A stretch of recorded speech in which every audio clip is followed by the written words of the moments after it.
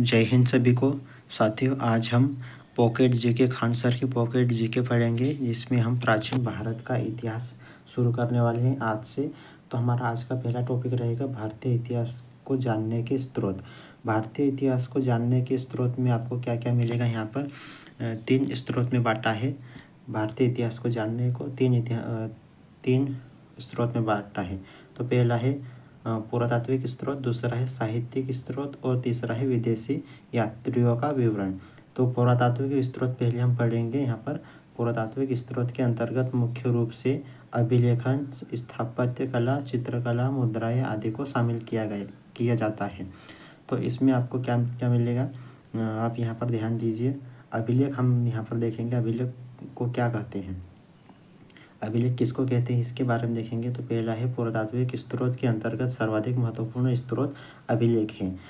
अभिलेखों का उल्लेख मुख्यतः शिलालेखों, स्तंभों, ताम्रपत्रों आदि पर प्राप्त होता है। अभिलेखों के अध्ययन को एपिग्राफी कहते हैं। आपको यह क्वेश्चन पूछा जा सकता है कि अभिलेखों का अध्ययन किसे कहते हैं, तो आप क्या लगाएंगे, एपिग्राफी।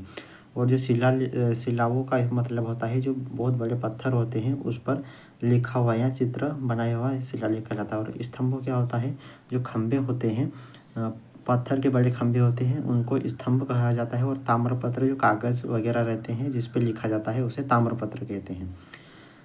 अगला पॉइंट है, विश्व का सबसे प्राचीनतम अभिलेख बोगजकोई मध्य एशिया है, मध्य एशिया में है। इसमें वैदिक कालीन देवता इंद्र, मित्र, वरुण तथा नासत्य का उल्लेख प्राप्त होता है।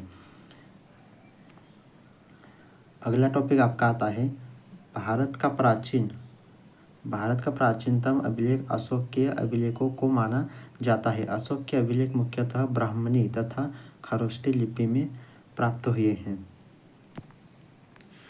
अब महत्वपूर्ण अभिलेख और उनसे संबंधित शासक एवं उसकी विशेषताएं, यानी कि कौन सा अभिलेख किस राजा के शासनकाल में हुआ था उसके बारे में हम पढ़ेंगे यहाँ पे।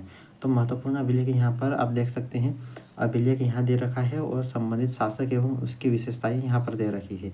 तो हाथी गुफा अभिलेख, कलिंग के राजा खारवेल, सर्वप्रथम भारतवर्ष का उल्लेख, कलिंग युद्ध का वर्णन। कलिंग राजा खारवेल के शासनकाल में हुआ था और भारतवर्ष का उल्लेख हुआ था और कलिंग युद्ध का वर्णन हुआ था। अगला है जूनागढ़ अभिलेखन, रुद्रदामन के शासनकाल में हुआ था और सुदर्शन झील के विषय में जानकारी मिलती है। नासिक अभिलेख, गौतमी पुत्र सातकर्णी के शासन में हुआ था और सातवाहन शासकों की उपलब्धियां के बारे में इसमें लिखा है। प्रयाग स्तंभ लेख, समुद्रगुप्त के शासनकाल में हुआ था और समुद्रगुप्त के विजयों का उल्लेख इसमें मिलता है। ऐहोल अभिलेख पुलकेशिन द्वितीय के शासनकाल में हुआ था। दूसरा है मंदसौर अभिलेख, यशोवर्मन के शासनकाल में हुआ था। रेशम बुनकर की श्रेणियों की जानकारी मिलती है। ग्वालियर अभिलेखन, गुर्जर प्रतिहार शासकों के बारे में जानकारी मिलती है। और भीतरी स्तंभ लेख, ये स्कंदगुप्त के शासनकाल में हुनों एवं विजय का विवरण मिलता है। अगला शासक आपका आता है देवपाड़ा अभिलेख। देवपाड़ा अभिलेख में आपको क्या मिलता है, बंगाल शासक विजयसेन के बारे में मिलता है। और बांसखेड़ा तथा मधुबन अभिलेख में हर्षवर्धन की उपलब्धियों का विवरण मिलता है। तो साथियों, ये थे हमारे उपलब्धियाँ, अभिलेखन और उपलब्धियाँ। और ऊपर और बचे हैं, यहाँ पर देख लिए।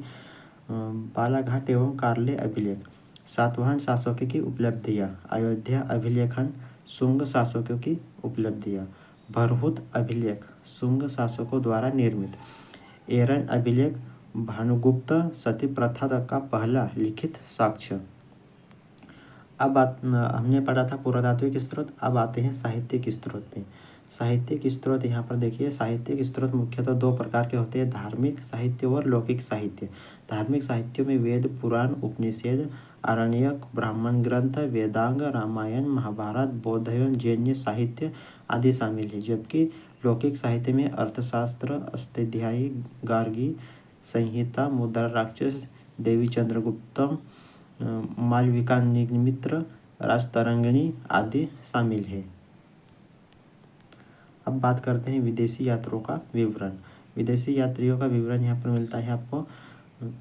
भारत में आने वाले विदेशी यात्रियों एवं लेखकों के विवरण से भी प्राचीन भारतीय इतिहास की जानकारी मिलती है।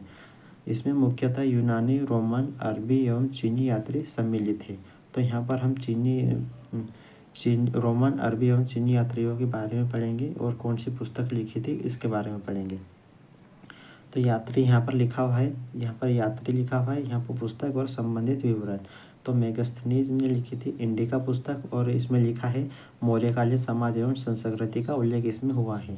प्लिनी नामक लेखक ने लिखा है नेचुरल हिस्टोरिका और इसमें लिखा है भारत व इटली के मध्य व्यापार वनस्पतियों खनिजों का उल्लेख इसमें दिया हुआ है।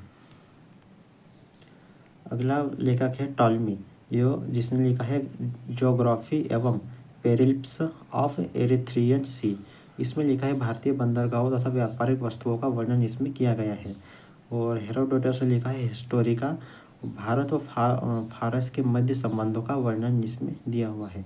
अगला लेखक आता है फाहन ने लिखी है फो क्यू की। तो इसमें लिखा है गुप्तकालीन सामाजिक, धार्मिक एवं आर्थिक स्थिति का विवरण इसमें दिया हुआ है। अब आता है हैंडसोंग ने लिखी है सीयू की। इसमें आपको मिलता है हर्षकालीन भारत का वर्णन। और हेली ने लिखा है हैंडसोंग की जीवनी। इसमें आपको मिलता है हर्षकालीन इतिहास का वर्णन।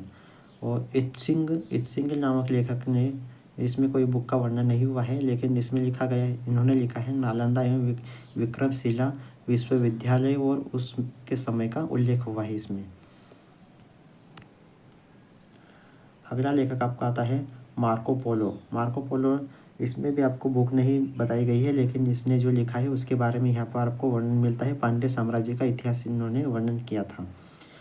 अब अगला लेखक आता है अलाब्रूने की भी पुस्तक के बारे में नहीं बताया गया है, लेकिन इन्होंने जो लिखा है उसके बारे में बताया जा चुका है यहाँ पे। राजपूताना कालीन समाज, धर्म, रीति रिवाज आदि का वर्णन इन्होंने किया है। अगला लेखक है अलमसुदी की पुस्तक भी नहीं दे रखी है। इन्होंने लिखा है राष्ट्रकूट एवं प्रतिहार शासकों का इतिहास। साथियों, ये थे हमारे यहाँ पर आज के टॉपिक और प्राचीन इतिहास, भारतीय इतिहास का काल विभाजन, इसे हम अगले वीडियो में करेंगे। तब तक के लिए बने रहिए हमारे इस यूट्यूब चैनल पर। इसमें सभी आपको खान सर की बुक जो है पॉकेट जेके, इसका पूरा आपको सॉल्यूशन मिलेगा।